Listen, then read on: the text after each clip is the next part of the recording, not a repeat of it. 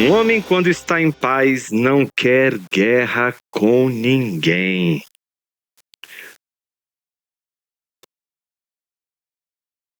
Mas disso, os que oram sabem. Foi o que aprendemos no nosso último sermão. A pergunta é se só os que oram sabem. No segundo salmo de romagem, Salmo 121, o salmo que nós vamos ler a seguir, veremos que não somente os que oram sabem, mas também os que confiam no Senhor sabem que um homem, quando está em paz, não quer guerra com ninguém. Vamos ler a palavra do Senhor em Salmo, capítulo 121. Diz assim a palavra do Senhor: Elevo os meus olhos para os montes, de onde me virá o socorro? O meu socorro vem do Senhor, que fez o céu e a terra. Ele não permitirá que os seus pés vacilem. Não dormitará aquele que guarda você. É certo que não dormita nem dorme o guarda de Israel. O Senhor é quem guarda você. O Senhor é a sombra à sua direita. De dia não lhe fará mal o sol, nem de noite a lua. O Senhor guardará você de todo mal, guardará a sua alma. O Senhor guardará a sua saída e a sua entrada desde agora e para sempre. Oremos mais uma vez. Pai querido, fale ao nosso coração com tua palavra. Nos alcance, Senhor, na nossa jornada de volta para o Senhor todos os dias. E que nessa jornada, nós, homens de guerra, ao orarmos, nos tornemos homens de paz e passemos a confiar no Senhor para mantermos como homens de paz. Essa é a nossa oração e fazemos isso no nome precioso de Jesus. Amém. Os salmos de romagem, ou os salmos de peregrinação, salmos estes que vão do 120 ao 134, representam o regresso dos peregrinos de Babilônia até Sião. Nós temos falado isso desde o nosso último sermão, o chamado senso de destino como regresso. O meu destino é voltar. O meu destino não é avançar. O meu destino não é progredir. O meu destino não é ir além. O meu destino é regressar. O meu destino é voltar. Mas voltar para onde? Quantos aqui voltaram para o lugar de infância em algum momento de suas vidas e esperavam encontrar um lugar e encontram outro? Quantos aqui não descobriram que o lugar onde cresceram já não é mais como era? Nunca me esqueço quando voltei depois de décadas à Parada de Lucas, que foi o lugar onde eu cresci. Era só mato naquele lugar, no Rio de Janeiro.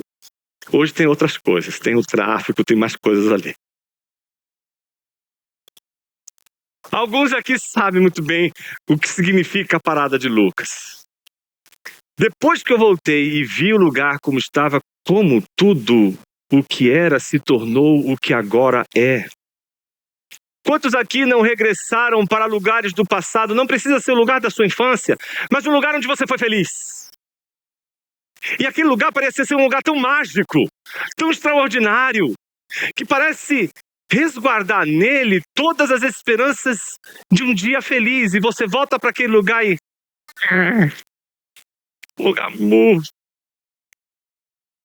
As coisas pareciam tão maiores, tão grandiosas. E agora elas parecem tão diferentes que a gente se pergunta: será que eu me encaixo de novo nessa história? Será que eu me encaixo de novo neste lugar? Quantos aqui não deixaram uma igreja no passado? Passam vários anos. Vou voltar à minha igreja da infância. E quando regressam para esta igreja, ela já é uma outra igreja e elas não conseguem mais se encaixar naquela igreja. Elas têm saudade dos tempos do passado, têm saudade do passado que viveram, mas aquele lugar já não representa mais o seu lugar. Como voltar para lugares que nós ansiávamos voltar, mas quando nos deparamos com este lugar, ele já não é mais como era. Ele já não está mais do mesmo jeito, da mesma forma. Como voltar para sua casa quando você saiu de manhã, deu um beijo na sua esposa, deu um beijo nos seus filhos que ainda estavam dormindo, foi para o trabalho, e quando você voltou, sua família já estava toda desgraçadamente destruída. Sua casa já não estava mais com aquela paz que você deixou de manhã. Uma bomba aconteceu e destruiu a paz da sua casa, e você não voltou para um lugar diferente, você voltou para o mesmo lugar, mas aquele lugar já não é mais aquele lugar que você deixou de manhã quando saiu para trabalhar. Voltar para casa parece ser algo bonito, desafiador e algo que todos nós almejamos. Mas será que a gente tem consciência dos desafios de voltar? O que significa voltar para a casa do Pai? O que significa encarar aquele velho que olhei nos olhos e disse assim: me dá a tua herança porque não quero nada contigo, o Senhor para mim já morreu.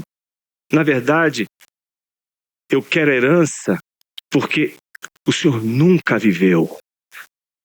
Eu vou ter que olhar de novo para os olhos desse velho. Vou ter que olhar para os olhos desse velho e nos olhos dele ver o espelho de minha atual circunstância, minha miséria. Ver nos olhos dele os trapos que estou vestido. Ver nos olhos dele que a casa dele continua linda, que a casa dele continua maravilhosa, que a casa dele continua extraordinária. Mas eu estou quebrado. Eu estou esfarrapado. Eu não estou mais quando daqui saí. Eu já não sou mais o mesmo. Eu já não estou com o mesmo coração. A minha vida já não é mais a mesma. Meu corpo já não é mais o mesmo. Talvez voltar para casa seja voltar para um lugar melhor do que era. O problema é que você já não é melhor do que você um dia foi.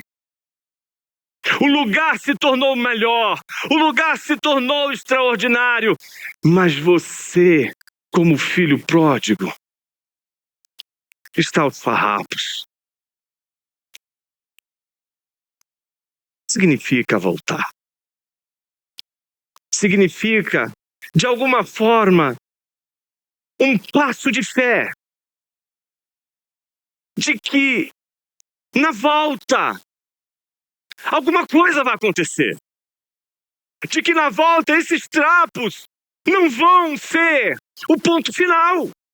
Esse trapo que sou, esse indigente que sou, esta tragédia ambulante que sou, não terá na sua aparência e no estado que se encontra o ponto final. É preciso acreditar, é preciso confiar que voltando para a casa do Pai, as coisas vão ser melhor do que um dia foram. Mas como voltar para a casa do Pai e continuar na memória aquilo que deveria ter sido e não foi? Vocês estão vendo um mapa aí, né?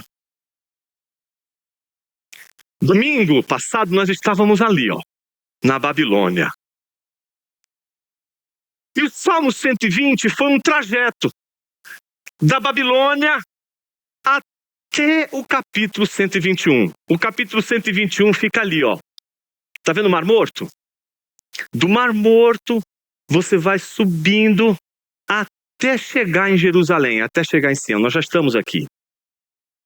O Salmo 120 nos conduziu entre a Ásia Menor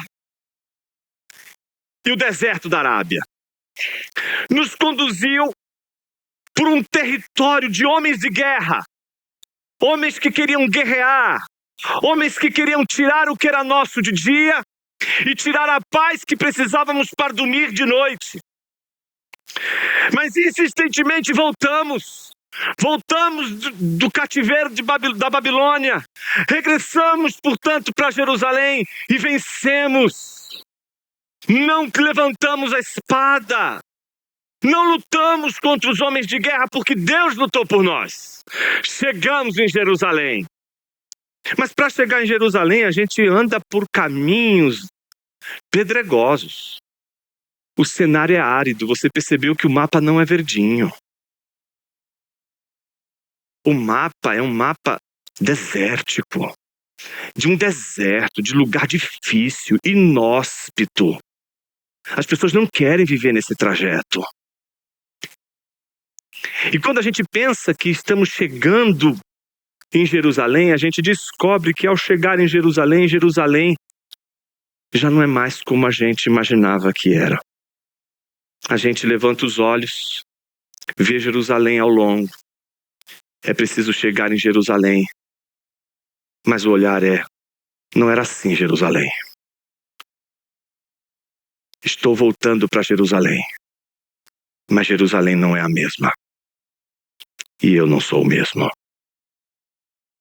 É nessa hora que o salmista diz: elevo os meus olhos para os montes e digo, de onde virá o meu socorro? O nosso sermão que responde essa pergunta, ele está dividido em duas partes. E eu quero que você direcione o seu olhar para o texto agora. Olha para o texto.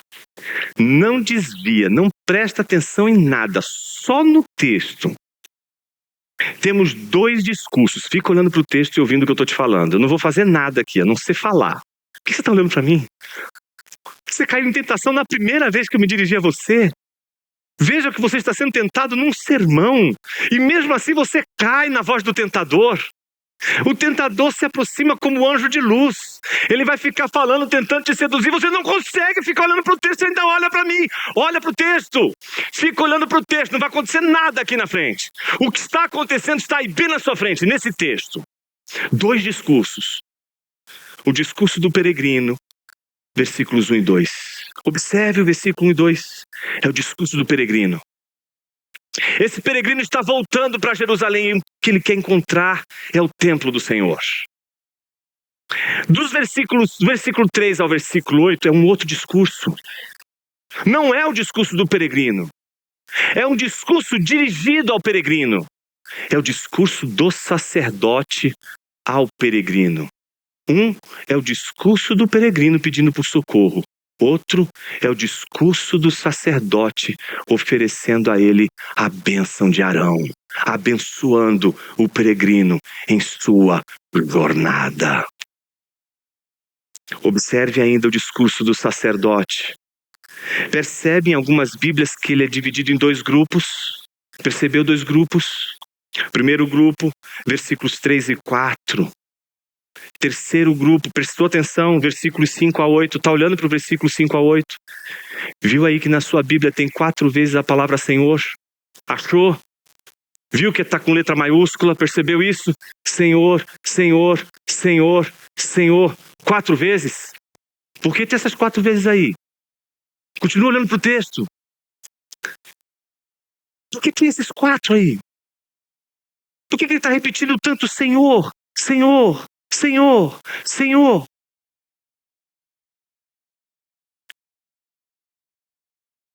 Pronto, pode levantar sua cabeça e olhar para cá. Depois que você olhou para o texto está na sua mente agora e você já sabe que tem 2 discursos. Vamos apresentar os 2 discursos. Comecemos com o primeiro discurso, que é o discurso do peregrino.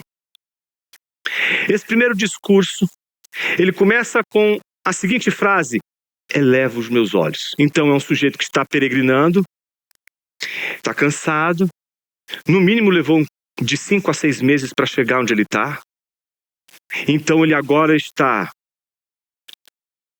já passou pelo Mar Morto, né? E ele está adiante dele com o caminho que vai para Jerusalém. De todos os lados que ele olha, ele vê montes. Montes. E esses montes não são aqueles montes que você vê quando você vai pousar no Rio de Janeiro e ver todos aqueles montes, aquelas montanhas todas com grama, rocha, tem nada daquilo ali, é só pedra. Pedra. Pedra. Pedra. E mais pedra. Areia. Areia. E mais areia. Sol escaldante. Sol escaldante. Final do dia. Escurece. Uma lua que chama você para frieza. De uma noite que você não podia imaginar que naquele lugar, que num determinado momento pareceu inferno, como pôde, do dia para a noite, se tornar tão frio, tão gelado, tão difícil de encontrar abrigo. Ele levanta os olhos para os montes. E quando ele levanta os olhos para os montes, para mim e para você não significa nada. Se ele estivesse dizendo assim, eleva os olhos para os prédios da Paulista ou da Faria Lima, você entenderia do que ele está falando. Você saberia dizer quais prédios têm determinadas situações e que outros não têm. Mas monte para a gente não significa absolutamente nada, a não ser que a gente entenda o que significam montes para eles. 3 coisas podem significar. A primeira delas, e todas estas coisas estão imbricadas, todas elas estão relacionadas. A primeira delas, monte como lugar onde não somente o templo do Senhor está, mas o templo dos outros deuses também estão. Ele, quando levanta os olhos e vai se aproximando de Jerusalém, ele vai vendo os montes. E esses montes, eles vêm repletos de templos que foram construídos para outros deuses. Agora, entenda esse movimento, ele está saindo da Babilônia. E por que ele foi parar na Babilônia? Porque um dia ele esteve em alguns daqueles montes adorando outros deuses, cultuando deuses que desagradavam ao Senhor, profanando a palavra do Senhor. E foi por causa disso que eles foram exilados para a Babilônia. Ele está voltando para casa, ele está voltando para o templo, e ele tem de encarar o que ele fez. Ele tem de encarar os caminhos que ele pisou como um filho pródigo, que sabe o calo onde ele pisou, que sabe o que ele fez com seu pai, sabe o que ele fez com aquele que lhe deu vida. Entende isso? Então, o primeiro olhar dele, leva os olhos para os montes, ele vai ver os templos dos deuses ali. E ele sabe que o templo do Senhor não estará como um dia ele esteve. Nabucodonosor botou o templo abaixo. Ele vai voltar para casa, mas ele não vai encontrar o templo de Salomão. O real, tá? Não esse que está aqui no Brás. Porque esse que está aqui no Brás nem era o de Salomão. É o outro templo que ainda estava errado. Nem para fazer o certo. O tempo certo. Então imagine você que aquele templo estava arruinado. Esdras chega a dizer que os mais novos, quando chegaram lá e começaram a erguer o templo, e quando ficaram as primeiras colunas, eles choravam de alegria, enquanto os pais que um dia cultuaram naquele templo choravam de tristeza. Não era assim. A beleza que isso aqui era não é como agora está. Entende tal ponto? Alguma coisa mudou. A coisa não está do jeito que deveria estar. E agora ele está olhando para exatamente isso. O monte que representa para ele o lugar onde ele adorava a Deus e onde ele justamente traiu o Senhor, é olhar para onde ele está, dirigindo agora o seu coração. Só que os montes não significam apenas o lugar onde homens que usaram o material do Deus que criou os céus e a terra fez para criar os seus ídolos, como pedra, barro, madeira. Olhar para o monte era também, especialmente no lugar onde ele está, olhar para um lugar repleto de perigos. Há pelo menos 2 tipos de perigo. O primeiro é o dos lobos. Essa região é uma região de muitos lobos. E os lobos vorazes são predadores, são selvagens. Eles precisam, portanto, se defender destes lobos. Mas os lobos não estão preocupados tanto com os homens, eles estão preocupados com o rebanho. Por incrível que pareça, se até hoje você fizer essa subida que vai do Mar Morto até Jerusalém, você vai encontrar no caminho, que já existe uma estrada até Jerusalém, você vai ver dos dois lados pastores cultivando, cuidando de um rebanho. Vai estar lá. Você não sabe como que aqueles rebanhos estão se alimentando, mas eles estão. Mas você sabe de uma coisa, que o lobo tem uma cadeia alimentar perfeita para ele ali. E é por isso que Jesus, quando ele fala que ele é a porta em João, ele está se referindo à porta que defende as suas ovelhas dos lobos, que quando se aproximam do seu rebanho, vêm para devorar o seu rebanho.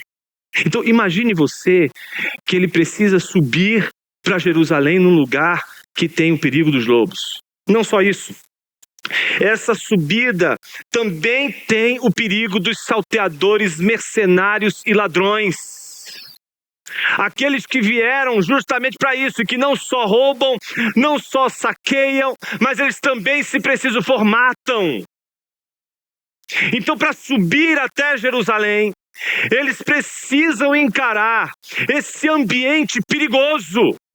Esse ambiente em que os assaltantes, os salteadores estão procurando recompensa fácil.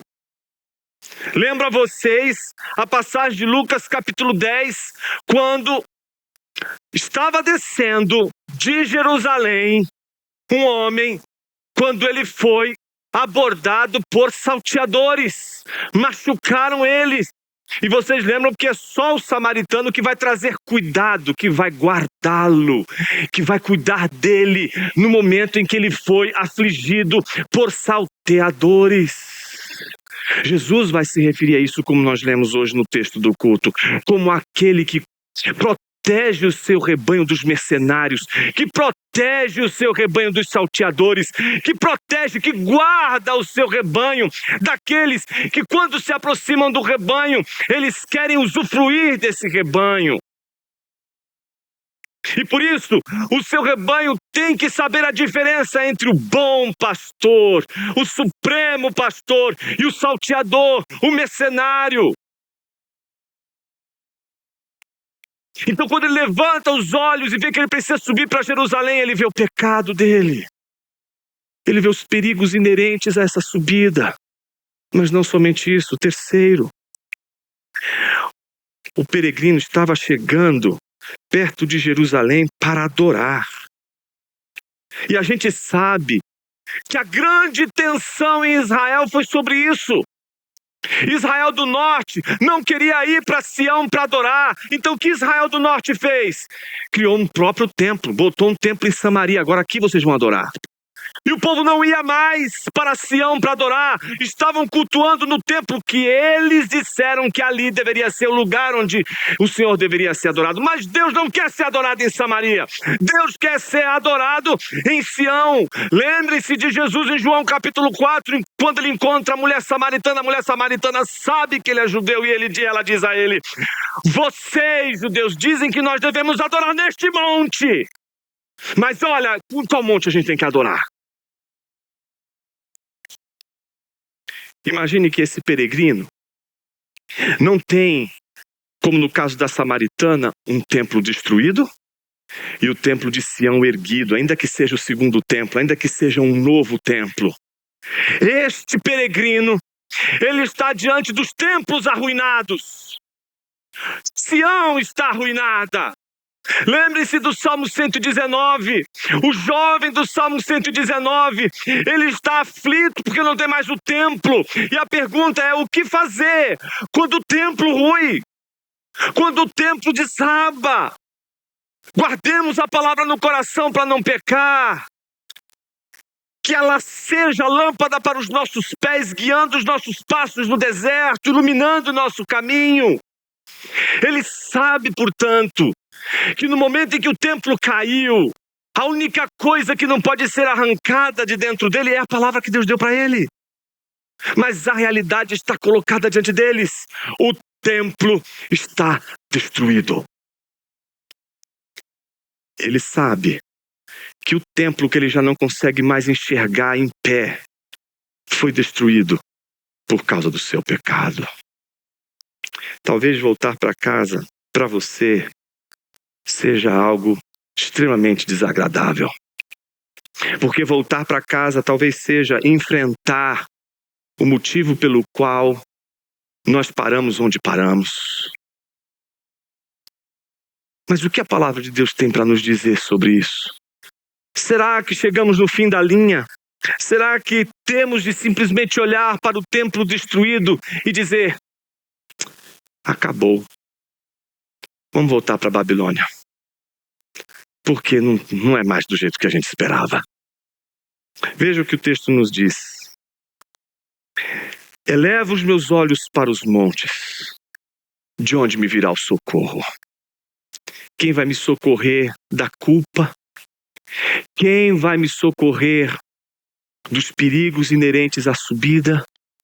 Quem vai me socorrer do culto que não pode ser mais prestado como deve, não por culpa do Senhor, mas por minha culpa?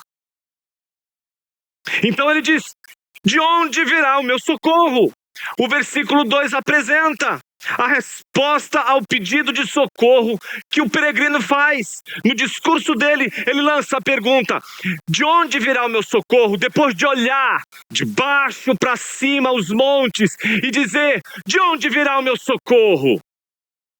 A resposta é uma só: Yahvé. O meu socorro vem de Yahvé. O meu socorro vem do Senhor. E isso faz toda a diferença. Yahvé é o socorro do peregrino. Yahvé é o socorro de uma alma culpada. Yahvé é o socorro de uma alma amedrontada pelos perigos da jornada de volta para casa. Yahvé é o socorro daquele que se percebe como a causa da destruição da sua própria saúde espiritual, como a causa da sua própria frieza espiritual. Ele é o socorro daquele que está frio espiritualmente, frio para as coisas de Deus, frio para ouvir a voz de Deus. Ele é o socorro para quem abandonou o Senhor. Então ele diz: o meu socorro vem do Senhor. Mas termina nisso? Não. Ele usa as palavras que depois serviram para cravar a oração apostólica com o credo que nós iniciamos hoje. Creio em Deus Pai Todo-Poderoso, Criador dos céus e da terra. Ele não pede socorro para qualquer Deus. Ele pede socorro para o Criador dos céus e da terra. E quando ele menciona o Criador dos céus e da terra, a imagem que você tem de ter na sua mente é de alguém que estava com a cabeça baixa, olhando as pedras no meio do caminho, elevando seus olhos e vendo no alto os montes, vendo tudo que vem pela frente. Está chegando a hora. De onde virá o meu socorro? E aí, por detrás dos montes, aquele que não se eleva para poder enxergar os montes, mas aquele que se curva para ver os montes. Aquele que, para olhar para os montes, não eleva os olhos, mas baixa os seus olhos. Aquele que um dia baixou os seus olhos porque viu o seu povo sofrendo nas mãos dos egípcios e disse: eu ouvi o seu clamor e vou descer a fim de livrá-los. Ele sabe a grandeza do Deus Todo-Poderoso, que está acima dos montes para os quais ele de baixo tem de ver. Aquilo que para ele é tão grandioso, para Deus é tão pequeno. De onde vem o meu socorro? Daquele que fez o monte, daquele que fez todos os montes, daquele que fez a pedra, daquele que fez a madeira, daquele que fez o barro, que você usa como material para se furtar do amor e da adoração ao único que pode responder o seu pedido de socorro. é deste que fez os céus e a terra, e até o material da nossa idolatria. É deste que virá o nosso socorro. Ele é um homem em paz. Ele não quer guerra com Deus. Ele sabe que um homem de paz se faz na paz com Deus. Se você tentar encontrar a paz nos homens, você vai encontrar guerra. Você vai encontrar sua própria espada em punho. Só se torna um homem de paz quem tem um encontro com Deus de paz.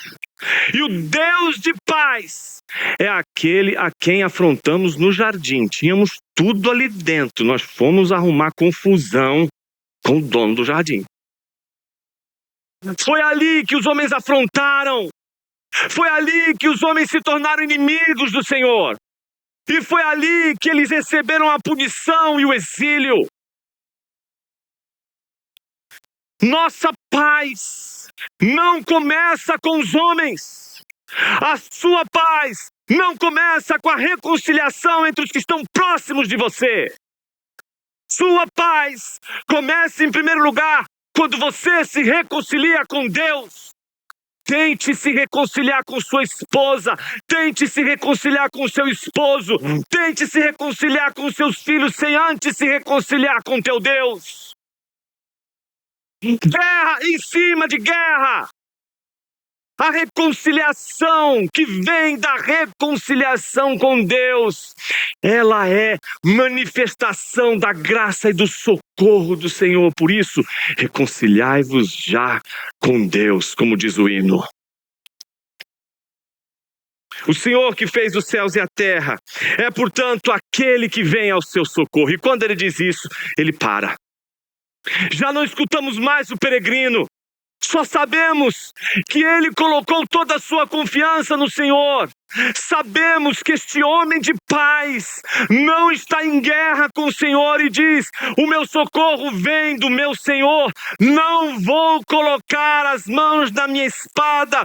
Não vou agir como eu agi antes. Vou confiar no meu Senhor. O meu socorro virá dele. Não virá das minhas mãos. Não virá do meu dinheiro. Não virá da minha eloquência. Não virá do meu carisma. Não virá das minhas armas. Não virá das minhas habilidades. Não virá dos meus dons.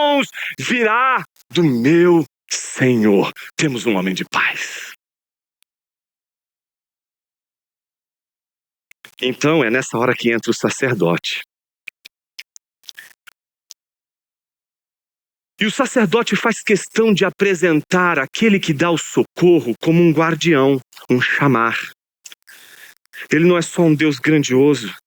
Ele é um guardião que protege o peregrino, tanto nos seus passos, como em sua jornada. Observe os versículos 3 e 4. Nos versículos 3 e 4, vemos os passos. Nos versículos 5 e 8 a 8, a jornada. Nos passos do peregrino, encontramos o chão do peregrino. E esse chão apresenta, em primeiro lugar, um caráter traiçoeiro. Esse chão que você pisa depois do Mar Morto para subir para Jerusalém, ele é traiçoeiro. Ele é um chão pedregoso. Facilmente você pode tropeçar. Facilmente você pode cair. Todas as vezes que você vê a Bíblia falando sobre tropeço, escândalo, está se falando exatamente de um ambiente que é difícil de andar, que é difícil de caminhar porque é pedregoso. Você tem que saber caminhar, você precisa ter equilíbrio. Pessoas desequilibradas, elas não conseguem andar nesse chão traiçoeiro. Esse chão, ele parece ser um chão fácil de dominar. Parece ser fácil subir para Jerusalém. Parece ser fácil voltar para casa. Mas esse chão que te leva até o Senhor, ele é traiçoeiro, ele é pedregoso. O versículo 3 diz: ele não permitirá que os seus pés vacilem. Por que a gente sabe que é um sacerdote? Porque a voz mudou. Os versículos 1 e 2, perceba, está na primeira pessoa. Elevo os meus olhos para os montes, de onde me virá o socorro. O meu socorro vem do Senhor que fez os céus e a terra. Aí vem um sacerdote e diz, Ele. Agora o sacerdote vai se referir ao Senhor, Yahvé, e diz, Ele, Yahvé, não permitirá, olhando agora para o peregrino, o sacerdote se apresenta diante do peregrino, ele está ali com seus pés nesse chão traiçoeiro, ele está ali com seus pés voltando para casa, mas pisando um chão difícil de pisar, então ele olha para ele e diz assim, Ele, o Senhor, não permitirá que os seus pés vacilem.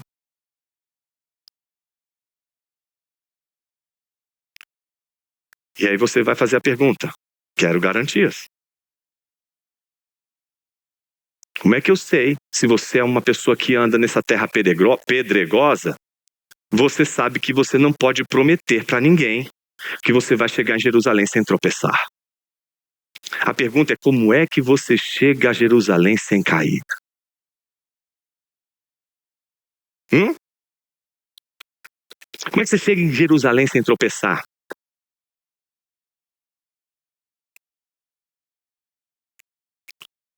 Comprando um tênis de caminhada super poderoso? Uma bota? É isso? Não, meus irmãos. Só tem uma maneira de você chegar sem tropeçar em Jerusalém. Se você chamar o teu Senhor para te socorrer. Por uma razão. Você vai dormir. E vai tropeçar. Mas Ele não dorme. Quando o seu pé vacilar, o que Ele vai fazer? Opa! Tá bem aí? Pior coisa do mundo é você viajar com um copiloto que você quer que fique acordado com você e ele dorme junto com você. Pior coisa do mundo, né, Jeff? Pior coisa do mundo é quando você já é... Você pegou a estrada, aquela estrada tá ali, tá convidando você para um sono. Não é pedregosa, mas ela parece que tá ninando você.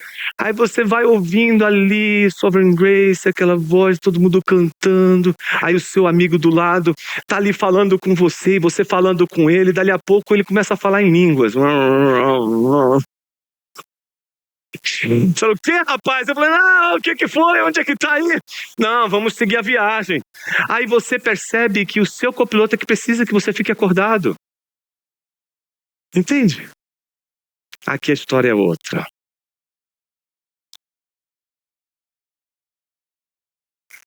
Nós estamos nas mãos de um Deus que não dorme. Ele não vai falhar.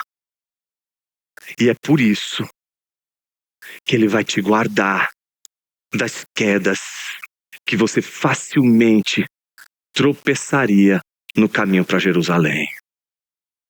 Veja o que o salmista diz na voz do sacerdote. Ele está proferindo uma bênção, percebe isso? Não permitirá que os seus pés vacilem, não dormitará aquele que guarda você, aquele que te guarda, é o guardador. Este é o verdadeiro guardador de rebanhos. Este é aquele que de fato guarda o seu rebanho, guardando em primeiro lugar os pés vacilantes, daqueles que num chão traiçoeiro sabem que a qualquer momento podem torcer o pé, sabem que a qualquer momento podem pisar em falso numa pedra e tomar uma picada de uma áspide, de uma serpente.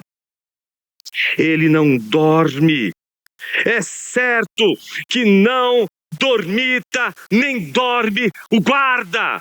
Aquele que guarda, o guardador de Israel, ele não dorme. Então não adianta você achar que Deus agora parece estar dormindo. Não, você leu a história errada. Você tem de voltar lá para... Lembra do profeta? Quando tira um sarro dos outros, diz, vai ver que eles foram fazer suas necessidades, vai ver que eles estão tirando uma sonequinha. Não, Yahvé não dorme. Não dormita. Você pode confiar que mesmo que você pegue no sono, Ele vai estar atento. Mas termina aí? Não. Ele termina a sua bênção sacerdotal de uma maneira gloriosa. Ele não só diz que o guarda de Israel vai cuidar dos seus passos, mas diz também que vai cuidar da sua jornada como um todo. Não só do chão que é traiçoeiro, mas da jornada até chegar em Jerusalém. E essa jornada, ela apresenta dois tipos de caminho.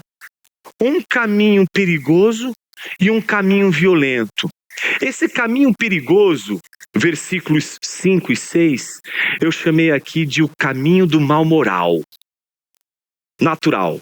E o versículo 7 e 8, o caminho violento, é o caminho do mal moral. Qual é a diferença entre mal natural e mal moral? Pensa o seguinte, um mal natural é aquele que você não tem a participação de seres humanos diretamente.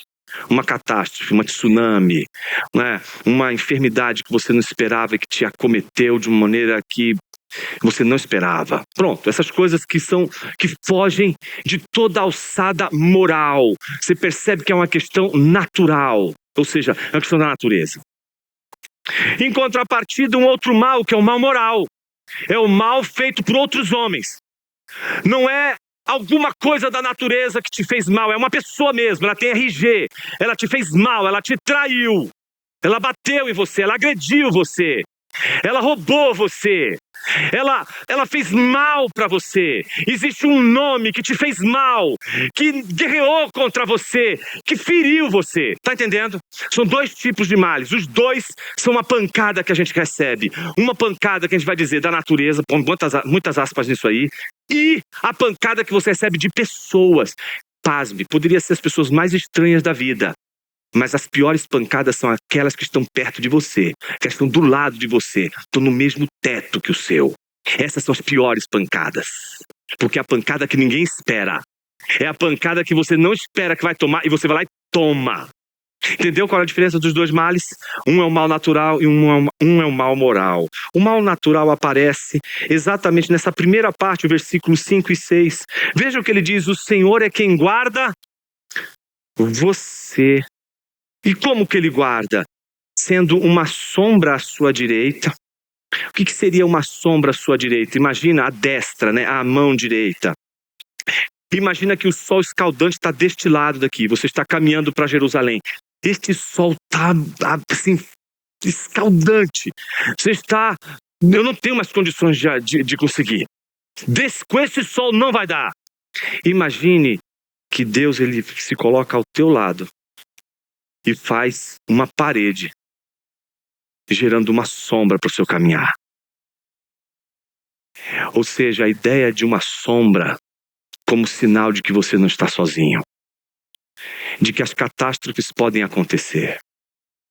O salmista não está dizendo que Deus vai impedir de acontecer catástrofes. Ele não está dizendo que não vai cair a casa, ele não está dizendo prometendo o que ele jamais prometeu, e a gente sabe que Jó é o maior exemplo de tudo isso. Uma ventania ou qualquer coisa que desabe, você sai de casa de um jeito e quando volta a casa está do outro jeito. Quando é um mal natural, você se pergunta onde está Deus. Essa sombra vai te dizer onde Ele está. Essa sombra vai dizer onde Deus estava quando tudo aconteceu com você. Então, o sacerdote está dizendo, esse guarda, que às vezes você vai se perguntar, puxa vida, por que ele não me protegeu desse calor? Por que ele não me deu a oportunidade de já sair desde lá com essa proteção? Por que ele me fez cansar? Por que ele me fez experimentar o que eu estou experimentando? O salmista está dizendo, o Senhor é quem guarda você. Ele é essa sombra. Você não queria esse sol, mas esse sol está aí. E você não tem como chegar em Jerusalém sem passar por esse sol. Mas eu vou te dar essa sombra. Porque sem essa sombra, você não resiste à força deste sol. Essa sombra, ela acompanha ele tanto de dia quanto de noite, mas à noite de uma outra maneira. Tal como acontecia com o povo de Deus, que no deserto, de dia, debaixo de um sol, se fazia uma nuvem, mas à noite uma coluna de fogo, para que eles pudessem ser aquecidos à noite e ao mesmo tempo ter frescor de manhã. Deus não estava liberando eles do sol e nem da lua. Deus não estava dizendo: agora sol e lua vocês estão de férias, porque o meu povo vai passar. Não. A natureza vai continuar desordenada, fazendo um monte de outras coisas que nós não esperamos como efeitos da queda, e vai nos atingir. Mas a palavra de Deus diz que o Senhor nos guardará nessa jornada pela qual nós não temos como evitar. Deus não evitou a cruz de Jesus. Deus não disse para Jesus: Jesus, há um jeito de você salvar esse povo sem a cruz. Não. Mas o Senhor guardou Jesus até o final. O outro movimento é o do 7 e do 8. Observe. O Senhor guardará você de todo mal, guardará a sua alma. O Senhor guardará a sua saída e a sua entrada, desde agora e para sempre. Ele está preocupado com a entrada, porque ele já sabe que a saída, os caras que saem de lá, ele está olhando: rapaz, o que aconteceu? Você desceu de Jerusalém. Cara, mas por que você está desse jeito? Rapaz, sobe lá. Aí vem o terceiro que está subindo, ele: você está descendo? Rapaz, cuidado, tem umas coisas aí no meio do caminho que você não... Olha, se prepara. Eu, se fosse você, voltava. Sabe? Você está vendo os testemunhos de todos aqueles que estão descendo, mas você também está vendo aqueles que estão subindo. E você sabe que ninguém vai conseguir chegar em Jerusalém sem passar por todos esses perigos. Não tem como chegar em Jerusalém sem passar pelos perigos. Seja pelos ataques dos homens, pela fúria dos salteadores, dos mercenários, sem passar também pelos efeitos do dia e da noite. Se você parou para prestar atenção agora no texto, você deve estar ainda se perguntando: por que 4 senhores, né? Por que 4 senhores aí? Está olhando para os 4 senhores aí? Agora eu vou pedir para você rapidamente abrir a sua Bíblia em Números capítulo 6. Todos os autores da Bíblia são leitores da Bíblia. Eles leem a Bíblia. E o sacerdote, ele conhece o seu ofício como ninguém. O seu discurso está pautado no que ele aprendeu lendo a Torá e aprendendo o ofício sacerdotal desde o entendimento de Números capítulo 6. Observe o capítulo 6, versículo 22 em diante. Diz assim a palavra de Deus: o Senhor disse a Moisés: fale com Arão, que é sacerdote, com seus filhos, dizendo que abençoem os filhos de Israel do seguinte modo. Então eles têm de ser abençoados assim, desse jeito: o Senhor te abençoe e te guarde. O Senhor faça resplandecer o teu rosto sobre ti. O Senhor sobre ti tenha misericórdia de ti. O Senhor sobre ti levante o teu rosto e te dê a paz. Assim, o que os sacerdotes vão fazer na sequência? Porão o meu nome. Vou repetir: porão o meu nome sobre os filhos de Israel e eu os abençoarei. Vamos voltar lá para Salmo 121. Qual é o nome de Deus? Yahvé. É um tetragrama. Você lembra do Galvão gritando é tetra? Por que era tetra? Certo? Porque são 4 letras que formam o nome de Deus. E o que o sacerdote tinha de fazer depois de pronunciar a bênção? Ele tinha de colocar, pôr no sujeito o nome de Deus, o nome de Yahvé. Então você tem para cada um desses senhor uma letra do nome de Deus. Ele está gravando no peregrino o nome de Yahvé. É isso que Deus está fazendo com você desde o dia em que Ele entregou Jesus naquela cruz, gravando o nome de Jesus em seu coração, gravando o nome de Jesus em sua vida. Gravar o nome de Jesus de uma maneira tão extraordinária, que hoje você é chamado de cristão, não à toa. Deus colocou o nome dele em nós, o nome do seu filho, como ele colocou o nome em todos os peregrinos. O nome de Yahvé tem de estar na sua boca. O nome de Yahvé tem de estar nas suas orações. O nome de Yahvé tem de estar em seu clamor, porque o clamor é respondido apenas por Yahvé. O socorro vem só de Yahvé e mais ninguém. É Yahvé que está gravando o nome em seu povo através da bênção do sacerdote. Você diz assim, mas o que isso tem a ver comigo? Imagine que Jesus está prestes a morrer. Ele está olhando para os seus discípulos. E ele diz a eles, eu sou a porta das ovelhas. Todos os que vieram antes de mim são ladrões e salteadores. Mas as ovelhas não lhes deram ouvido. Eu sou a porta. Se alguém entrar por mim, será salvo. Entrará, sairá e achará pastagem. O ladrão vem somente para roubar, matar e destruir. Eu vim para que tenham vida e tenham em abundância. Jesus, o bom pastor. Eu sou Yahvé. Este é o nome de Deus.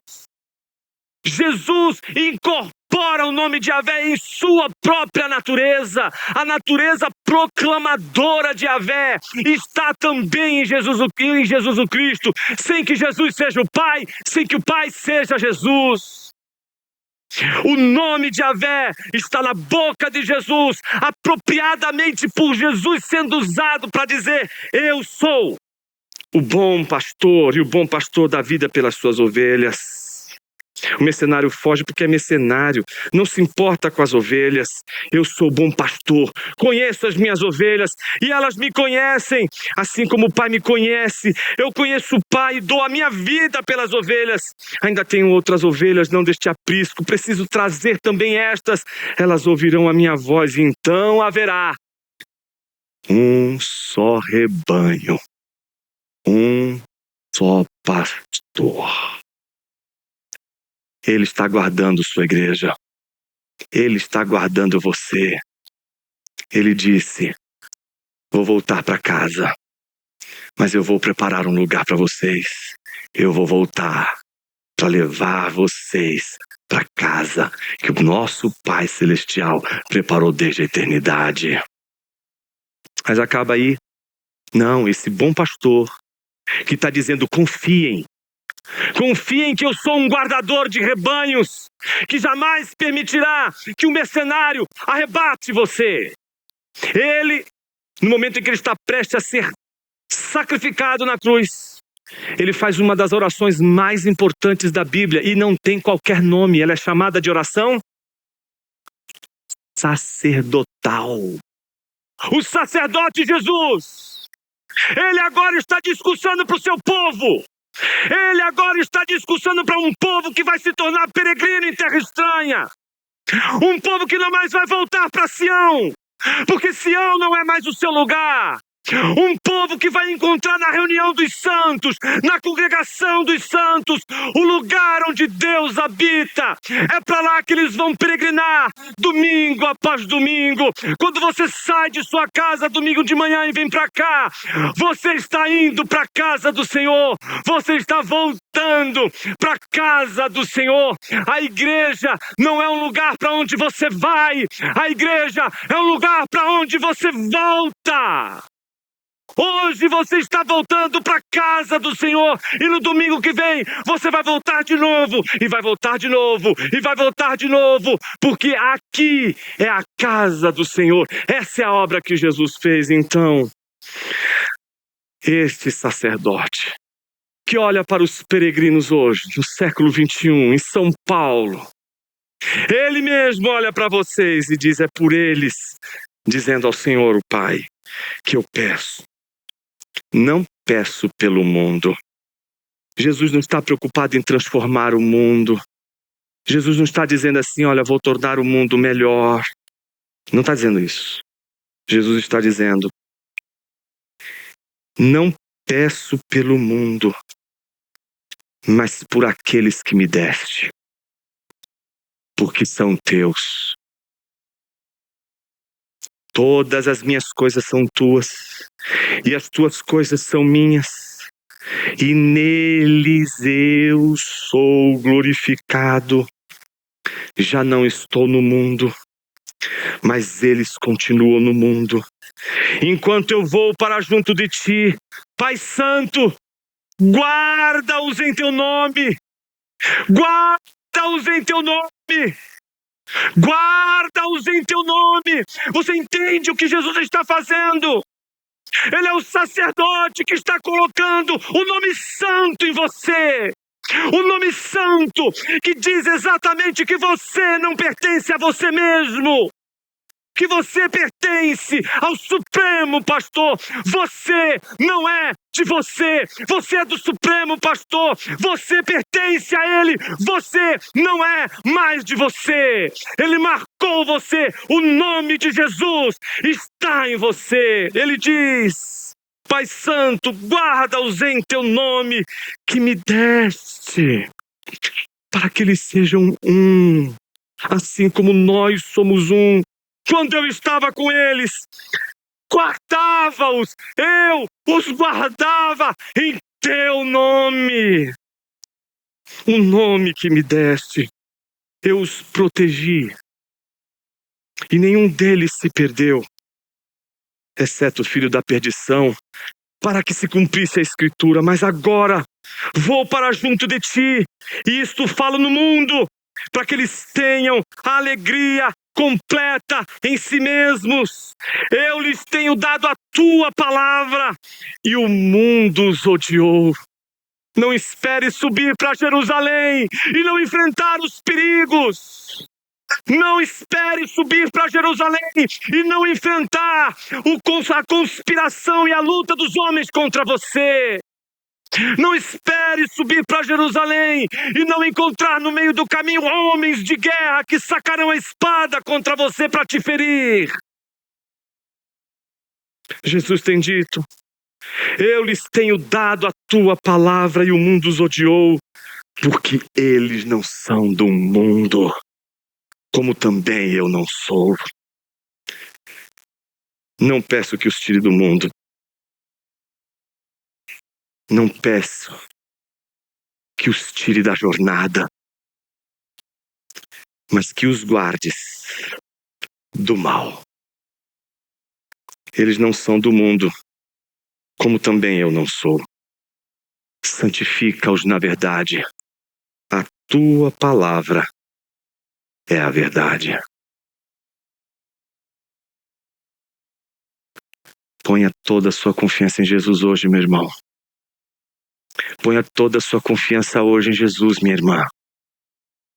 Porque Ele já gravou o nome dEle em você. E quando Ele grava o nome dEle em nós somos separados e cuidados por um Deus que nos tira do mundo de uma maneira diferente, nos mantendo no mundo. Ele nos tira da Babilônia para que a gente não seja mais da Babilônia, na Babilônia. Ele te tira do mundo, não para que você seja um ET. Ele te tira do mundo para que você seja a luz no mundo. Ele te tira do mundo, mas não tira o mundo da possibilidade de ver a presença de Jesus peregrinando por meio de sua igreja nele. Nós somos o povo de Deus que caminha no meio de um deserto de corações cheios de guerra, cheios de ódio, cheios de dor, cheios de aflição. E Jesus está dizendo que Ele nos deu a melhor parte, a palavra de Deus, para transformar o ódio que também está em nosso coração em amor, para transformar nosso coração, transformar nossa vida, transformar nosso coração de uma maneira que ninguém seria capaz de fazer. Ponha, portanto, a sua confiança em Jesus. Você não é chamado de cristão à toa. Deus não te deu esse nome em vão. Esse nome não te tira do mundo, mas te separa dele. Confia no Senhor. Você não pertence a este mundo. Sua vida é uma jornada até a casa de Deus, domingo após domingo, e a casa de Deus está onde Jesus está, e Jesus está onde duas ou mais pessoas estiverem reunidas em seu nome, em seu nome. Por isso não se ora senão em nome de Jesus. Um homem, quando está em paz, não quer guerra com ninguém. Mas disso, não somente os homens que oram sabem, os que confiam no Senhor também. Há homens que confiam no Senhor hoje aqui e que podem dizer: Jesus, obrigado, porque este nome que foi cravado em mim, ele não foi cravado em vão. Este nome gravado em mim é a única certeza que tenho de que um dia o fim da minha peregrinação não será o fim que eu determinei para a minha vida, mas o fim que o Senhor determinou para ela. Que os seus pensamentos sobre o seu povo são pensamentos de vida, são pensamentos de amor. Eu queria orar com você nesta manhã. Vamos ficar em pé, meus irmãos.